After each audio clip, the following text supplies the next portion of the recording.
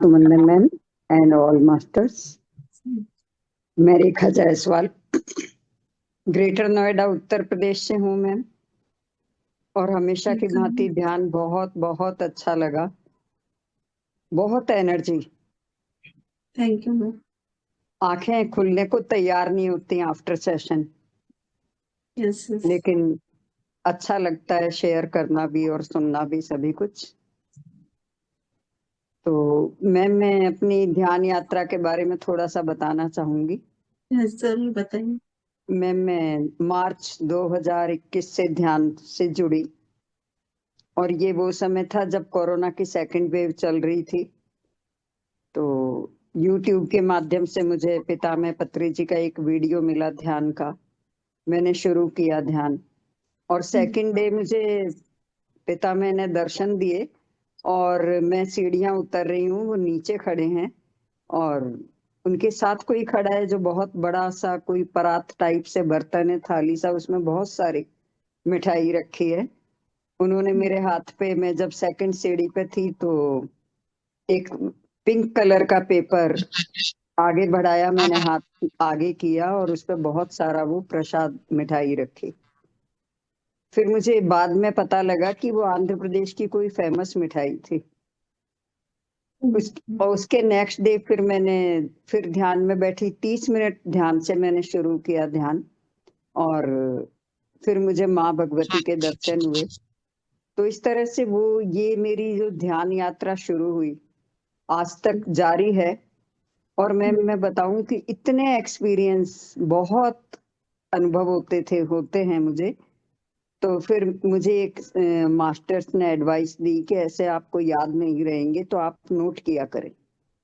तो फिर मैंने वो नोट करने शुरू किए, और अब एक पूरा रजिस्टर भर चुका है ध्यान के अनुभवों से। यस। और मैम जब मेरी थर्ड आई ओपन हुई तो उस दिन मैंने यहाँ आज्ञा चक्र में 9 देवी के दर्शन किए। नेक्स्ट डे मैंने शिव और पार्वती माँ के दर्शन किए। उसके बाद मैंने अपनी पास्ट लाइफ देखनी शुरू की मैम, और मोर देन 17 पास्ट लाइफ में देख चुकी हूँ। अरे वाह, बहुत बढ़िया। और आप यदि पूछें कि सबसे अच्छी पास्ट लाइफ मुझे कौन सी लगी, तो बहुत सारी हैं। उनमें से एक सबसे अच्छी, मैंने अपने आप को एज ए मॉन्क देखा यस। तिब्बत में, और मैं किसी को दीक्षा दे रही हूँ। तो मैरून कलर का ड्रेस जो उन लोगों ने पहना होता है वैसे ही मैंने पहना हुआ था। और जब मैं दीक्षा दे रही हूँ तो किसी उनके माथे पे ऐसे तिलक करती हूँ। अब क्योंकि पास्ट लाइफ देख रही थी, मैं पीछे खड़ी थी साइड में, और मेरे मन में आया कि मैं आगे बढ़ के देखती हूँ कि ये कौन है जिनके मैं तिलक लगा रही हूँ। दूसरे ही क्षण मेरे मन ने कहा मुझे क्या फर्क पड़ता है, ये तो मैं पास्ट लाइफ देख रही हूँ। तो मैं आगे नहीं बढ़ी। लेकिन नेक्स्ट डे, क्योंकि मन बहुत चंचल है, मेरे दिमाग में घूमता रहा कि वो आखिर कौन थे जिनके मैंने तिलक लगाया था। तो मैं, मास्टर्स का इतना आशीर्वाद है, मैं किचन में खाना बना रही हूँ, आंखें खुली हैं, तब भी मुझे वो फेस दिखाया गया जिनके मैं तिलक लगा रही थी। और वो यस। मैं एक न्यूज चैनल, बहुत ही रेप्यूटेड न्यूज चैनल था, और उसमें 9 बजे आते थे प्रोग्राम में, 1 घंटे का, और उनकी कोरोना से डेथ हो गई है, वो थे। तो मैं अब उनका नाम वैसे नोट है लेकिन इस समय ध्यान नहीं आ रहा। उनको मैंने दीक्षा दी। एक पास्ट लाइफ मैंने देखी, अपने आप को नागा साध्वी के रूप में देखा। और हरिद्वार में कुंभ हो रहा है तो वहां मैं हर की पौड़ी पे गंगा जी में स्नान करके निकल रही हूँ, अपने आप को देखा। और उसके बाद बहुत सारे नागा साधुओं को देखा, पूरी गंगा जी में भरे हुए थे और वो स्नान कर रहे थे। बहुत सुंदर अनुभव आपके। मैं, मेरी पास्ट लाइफ की एक और विशेषता रही कि मैंने जो भी देखी उसमें, यदि मैंने परिवार देखा तो उस परिवार में मेरे जो हस्बैंड थे, जो प्रेजेंट हस्बैंड है, हमेशा वही रहे। 2 बेटे हैं मेरे, तो किसी परिवार मतलब किसी फैमिली के साथ कभी एक बेटा था, कभी दो थे। तो ये मेरे दोनों करंट जो बच्चे हैं वही हमेशा थे। और मेरा ग्रैंडसन है 10 ईयर, वो भी अपनी पास्ट लाइफ में देख चुकी हूँ, वो भी हमसे जुड़ा हुआ था कहीं ना कहीं किसी जन्म में। तो इस तरह Yes. से बहुत अच्छा अपने आप को मैंने अंग्रेजों के खिलाफ युद्ध करते देखा। और हमेशा मैंने अपने आप को एज ए लेडी देखा, हर पास्ट लाइफ में, हर पास्ट लाइफ में। तो उसमें भी मैं अंग्रेजों के खिलाफ 1857 का जो संग्राम हुआ उसमें भाग लिया और महिला रूप में देखा।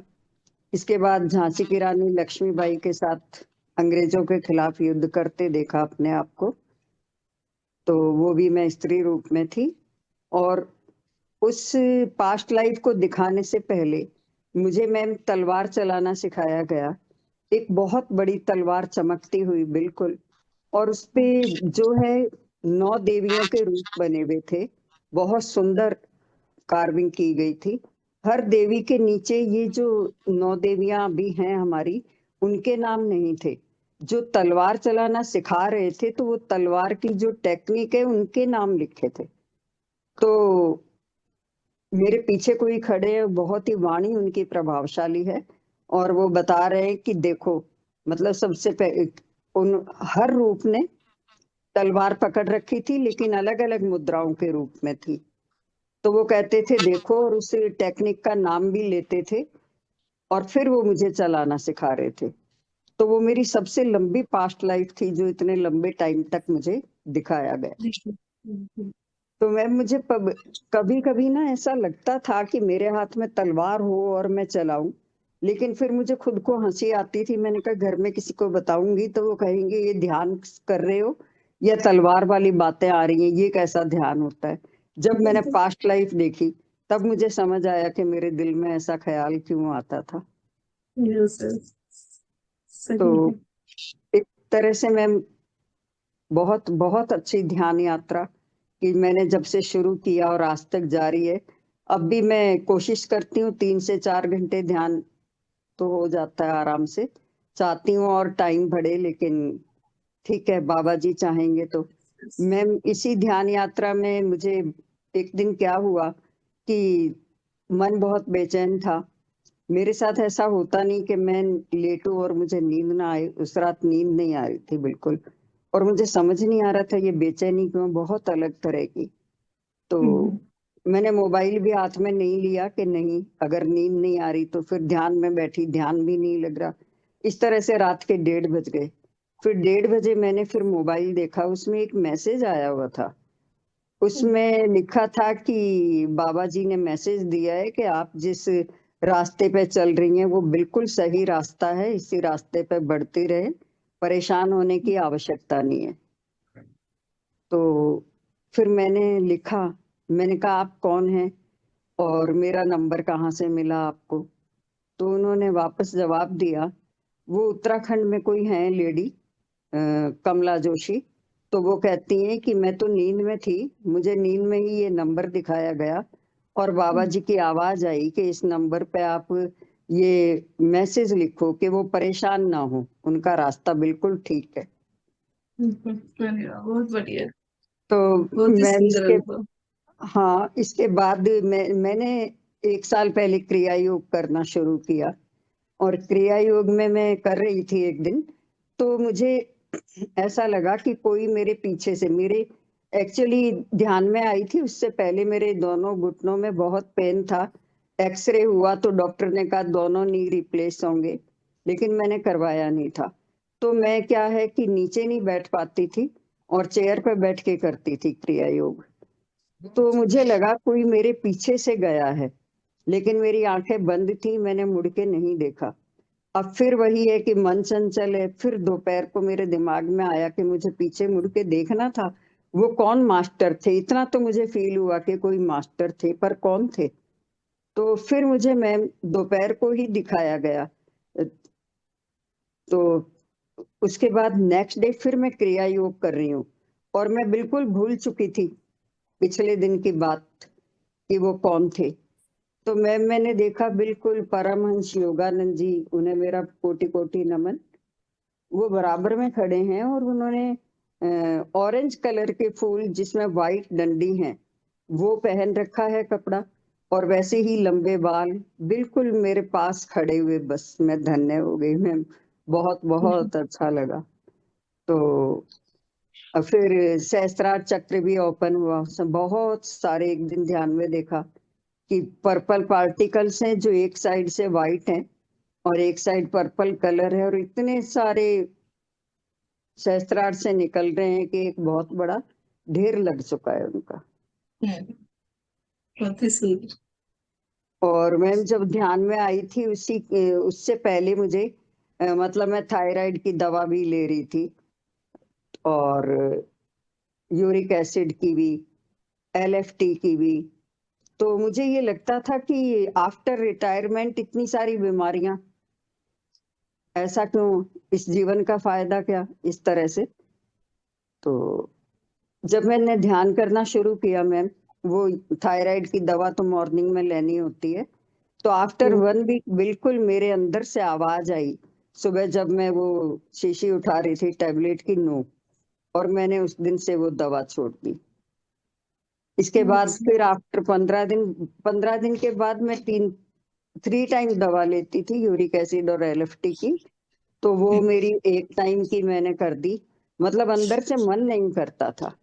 और विद इन 1 मंथ सारी दवाइयां छूट गई मेरी। फिर मैंने 2 महीने बाद जब सारे टेस्ट करवाए तो सब कुछ नॉर्मल आए, और उसके बाद से आज तक बस बाबा जी का आशीर्वाद है, आई एम फिट।